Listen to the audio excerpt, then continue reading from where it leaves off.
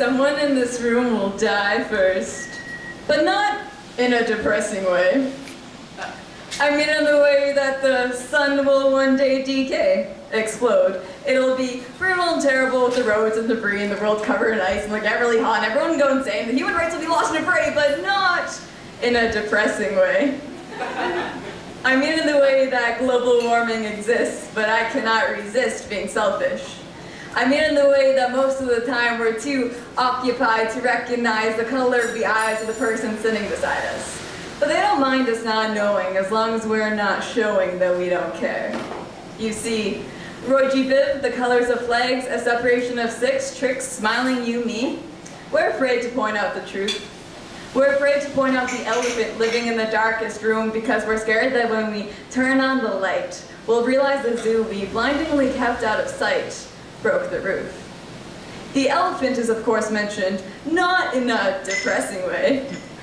Every second, a baby is born, a tree is planted or torn out of its roots, an owl hoots, a computer dies, someone falls in love, and a family shatters under the shadow of suicide.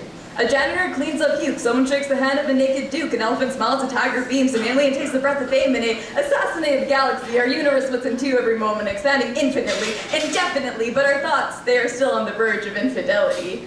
And I mean this in a depressing way. Now you're asking yourself, who am I to say we're all thinking wrong? After all this, I must be self-aware enough to not care that I'm not too significant at all. I represent nothing more than one out of the 108 billion to ever live on this planet, and I haven't even written Hamlet or sung the constellations enough to map it, but I like to think I'm the best, and I try hard to be the best poet, they all know it, the girl all the boys want to bring home, only single because I choose to be alone, but it's a naked flesh ripped from the bone like fascist origami. I'm not iconic like Gandhi, my brain doesn't orgasm candy, I'm not the evil twin of Handy Mandy, so I get it.